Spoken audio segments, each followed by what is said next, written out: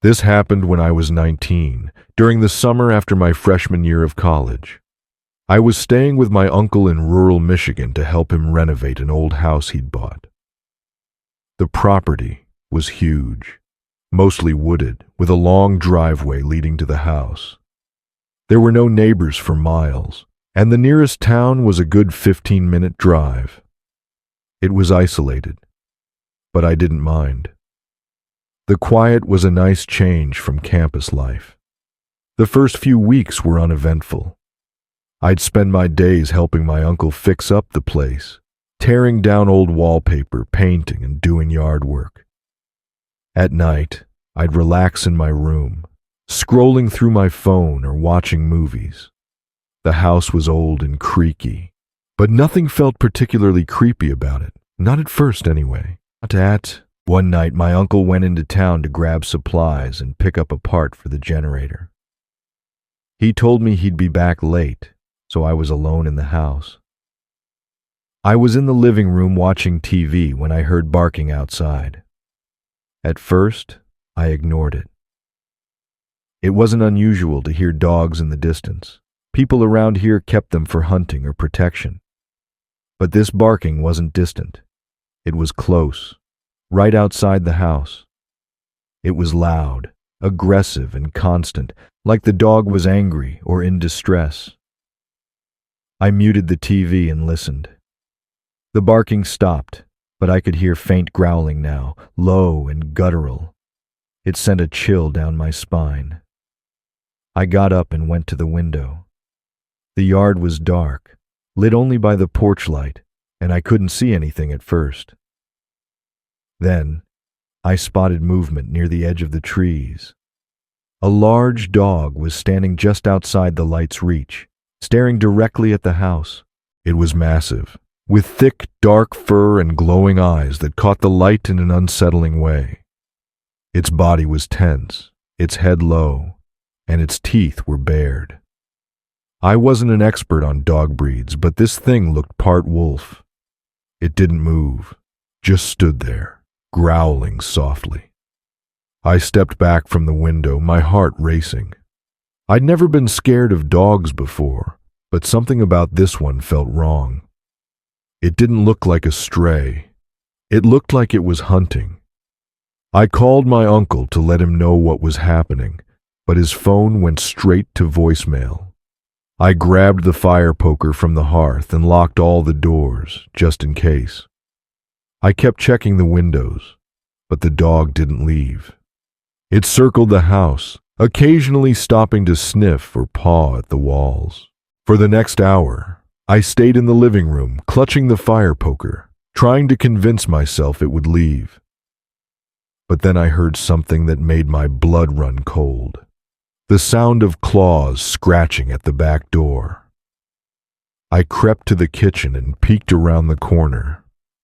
Through the glass door, I saw the dog. It was standing on the porch, staring inside. Its lips were curled back in a snarl, and it was drooling, leaving streaks of saliva on the glass as it scratched and pawed at the door. It was trying to get in. I backed away slowly, my hands shaking. I thought about calling animal control, but there was no service out here. My uncle would have been back by now if the storm hadn't started up again. Snow was falling fast, and the wind howled against the old windows. Suddenly, there was a loud crash. I jumped and turned toward the sound. One of the windows in the dining room had shattered. The dog was inside. I froze. It stood there, glass crunching under its paws, its glowing eyes fixed on me. For a second, neither of us moved. Then it lunged. I barely had time to react. I swung the fire poker, hitting it across the side, but it didn't slow down. It was on me in an instant, snapping and clawing. I scrambled backward, kicking at it as it lunged again. My leg connected with its chest, sending it sliding across the hardwood floor. But it quickly recovered, growling even louder now. I ran for the stairs, the fire poker still in my hand, and slammed the door to my room behind me.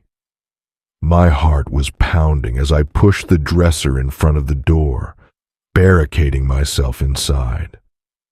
I could hear it downstairs, growling and sniffing, its claws clicking on the floor as it searched for me. For the next hour, I sat in the dark, gripping the fire poker, waiting for my uncle to come back. I didn't dare move. Every so often, I'd hear the dog scratch at the door or snarl, but it never tried to break in. Finally, I heard a car pull up. Headlights flashed through the window, and I heard my uncle's voice calling out. I hesitated, afraid the dog might attack him. But then I heard it. Silence. The growling, the scratching. It had stopped. When I opened the door, the house was empty. My uncle was standing in the living room, looking at the broken window. The dog was gone, but there were deep scratches on the walls and doors, and the shattered glass was covered in bloody paw prints. We never figured out where it came from or why it targeted the house. Animal control searched the woods but didn't find anything. My uncle joked that it must have been a hungry stray, but I don't believe that. The way it watched me, the way it waited. I know it wasn't just hungry. It wanted something else. I still have nightmares about those glowing eyes staring at me through the dark. This happened last winter when I was house-sitting for my sister. She and her husband had gone on a week-long trip, and they asked me to watch their place and take care of their dog, Max. Max was a German shepherd, well-trained and protective, so I figured it would be an easy job. The first few days were uneventful. Max and I fell into a routine of short walks, playing in the backyard, and lazy evenings on the couch. The house was in a quiet, suburban area surrounded by woods, so I didn't expect much excitement. That changed on the fourth night. I was sitting in the living room watching TV when Max's ears perked up. He stood up from where he was lying and stared at the sliding glass door leading to the backyard. I followed his gaze but didn't see anything at first. Then, Max started growling. A deep, low sound I'd never heard from him before. I got up and walked toward the door, turning on the porch light to get a better look. That's when I saw it. Another dog standing just beyond the light at the edge of the yard. It was massive, with short, dark fur and an intense stare that sent a chill through me. It wasn't moving, just watching us. Max pressed his nose to the glass, barking like crazy, but the other dog didn't react. It didn't bark, didn't flinch, nothing. I had no idea where it had come from. The backyard was fenced in, and there were no gaps it could have squeezed through. I locked the door and pulled Max away, trying to calm him down. I figured the dog would leave, but it didn't. When I peeked out the curtain a few minutes later, it was still there, standing in the exact same spot. That night, I was lying in bed when Max started growling again. It was a low, guttural sound that immediately set me on edge.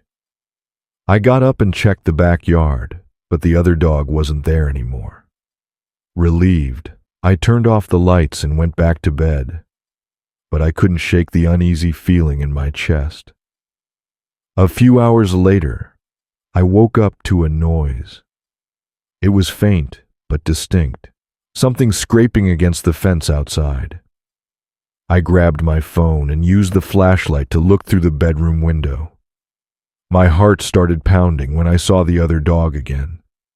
It was at the fence, scratching at the wood, trying to get in. I didn't know what to do. I didn't want to go outside and risk getting attacked, but I couldn't just ignore it. I stayed by the window, watching as it pawed at the fence, growling softly. After what felt like forever, it stopped and disappeared into the woods. I barely slept after that. The next morning I checked the backyard. There were deep scratches all along the fence, and I found muddy paw prints leading up to the sliding glass door. I couldn't believe how close it had gotten. That evening, as it got dark, I locked all the doors and windows and kept Max inside. He stayed by my side, constantly alert, his ears twitching at every little noise. I was trying to convince myself the dog wouldn't come back when I heard a loud thud from the backyard. I jumped up and ran to the sliding door, but I stopped short when I saw what was outside. The dog was there again, but this time it was inside the fence. It must have jumped over it somehow. Its body was tense, its teeth bared, and it was pacing back and forth, snarling at the house. Max went berserk, barking and scratching at the glass. The other dog responded by charging at the door, slamming into it so hard I thought the glass would shatter. I grabbed a chair and wedged it under the handle, backing away as the dog continued to throw itself against the door. I called animal control, but they said it would be at least an hour before anyone could get there. That wasn't good enough. I had no idea how long the glass would hold. The dog eventually stopped, stepping back and staring at the house again. Then it did something that made my blood run cold. It lifted its head and started barking, loud and sharp, as if it was calling for something. Meanwhile, I saw movement at the edge of the yard. 2 more dogs appeared, smaller but just as aggressive, their eyes fixed on the house. They joined the first dog, pacing around the porch and growling. Max was barking non-stop now, pacing between the door and me like he didn't know how to protect both. I felt completely helpless. By the time animal control arrived, the dogs had vanished. The backyard was empty except for the claw marks on the door and the muddy paw prints on the porch. The officer said it was unusual for stray dogs to act that way, especially in a group. He suggested they might have been feral or abandoned, but even he seemed disturbed by how organized they'd been. I stayed at my sister's house for 1 more night, but I barely slept. Every creak, every gust of wind made me jump. I never saw the dogs again, but I can't stop thinking about the way they acted, like they weren't just trying to get in. They were planning something. A few years ago, my brother Donovan and I rented a cabin deep in the woods for a weekend getaway. It was early spring, and we wanted to escape the city and spend some time hiking and fishing. The cabin was secluded, with no other houses nearby, and surrounded by dense forest. It was exactly what we were looking for. Quiet, peaceful, and completely off the grid. We arrived Friday afternoon and spent most of the day unpacking and exploring the area. By the time we started making dinner, the sun was setting, and the woods were already getting dark. After eating, we sat outside on the porch with a couple of beers, listening to the sounds of the forest. It was around 9 p.m. when we first heard the barking. It came from somewhere in the distance, faint but aggressive. We paused, looking at each other. "You think someone's dog got loose?" Donovan asked. "Maybe," I said. "Could be a stray." We shrugged it off and went back inside. The barking faded, and the rest of the night was quiet. The next morning, we decided to hike a trail that started just behind the cabin. It was colder than we expected, with a light fog hanging low over the trees. About an hour into the hike, we stumbled across something strange. A chewed-up backpack lying in the middle of the trail. It looked old and weathered, like it had been out there for a while, but the straps were shredded, and there were deep bite marks in the fabric. "Looks like an animal got to it," Donovan said, poking it with a stick. "Maybe a bear," I suggested, but the bite marks didn't seem big enough. We decided not to think too much about it and kept walking, but I couldn't shake the uneasy feeling it gave me. That night, as we were sitting inside playing cards, the barking started again. This time, it was much closer. Donovan got up and looked out the window. "It sounds like it's right outside," he said. I joined him, and we both peered into the dark yard. At first, we didn't see anything, but then I noticed movement near the tree line. A dog was standing there, its head low and its ears back. It was large, with matted black fur and an intense, almost unnatural stillness. Donovan opened the door just a crack and called out, "Hey, buddy, you lost?" The dog didn't move. It just stood there, its gaze fixed on the cabin. Its body was tense, and I could hear its low growl even from inside. Donovan slowly closed the door and locked it. "That thing's not friendly," he said. We decided to stay inside and wait it out, but the barking didn't stop. It grew louder, more frantic, until it sounded like the dog was circling the cabin. Max paced by the windows, growling back, while I kept peeking outside, hoping the dog would leave. After an hour, the barking suddenly stopped. The silence was deafening, and it made me even more nervous. I walked to the back door to check if it was still there, but before I reached it, there was a loud crash. It came from the front of the cabin. We both ran to the living room and saw the front window shattered, glass scattered across the floor. The dog was inside. It stood in the middle of the room, its eyes locked on us, teeth bared, growling deep in its throat. It looked larger than it had outside, its fur bristling as it stared us down. Donovan grabbed a chair and held it in front of him like a shield. "What do we do?" he whispered. I didn't have an answer. The dog started to move toward us, stepping over the glass with deliberate steps. Its growl grew louder, echoing in the small space. I grabbed a heavy flashlight from the counter and swung it as hard as I could. The impact sent the dog stumbling back, but it didn't stop. It lunged at Donovan, who swung the chair, knocking it to the ground. "Get to the bedroom!" I yelled, grabbing his arm and pulling him toward the hallway. We slammed the door shut and pushed the dresser in front of it. The dog started throwing itself against the door, its claws scraping at the wood. We stayed barricaded in that room until dawn. When the noise finally stopped, we waited a long time before moving the dresser and opening the door.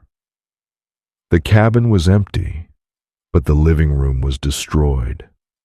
The broken window was covered in muddy paw prints, and the couch and walls were torn to shreds.